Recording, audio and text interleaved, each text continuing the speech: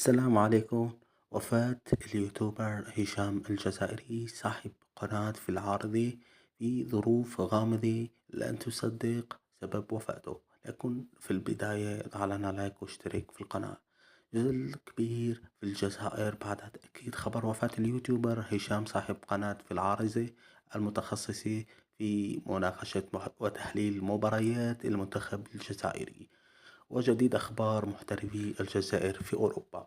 الغريب إنه المرحوم اتوفى قبل 12 يوم، وآخر فيديو له هاجم فيه الجامعة المغربية ورئيسها فوزي لقجع، حيث اشتهر بانتقاد هذا الأخير وتوجيه تهم الفساد وشراء الحكام في أفريقيا، خاصة في كأس أفريقيا اللي خسرتها المغرب وبعدين فازت بيها، اللي أقيمت في المغرب. وسبب الوفاة المبدئية هبوط حاد في الدورة الدموية، وفي أنباء غير مؤكدة بتقول إنه هشام تعرض لعملية تسميم من جهات منافسة لمنتخب الجزائر، والله أعلم.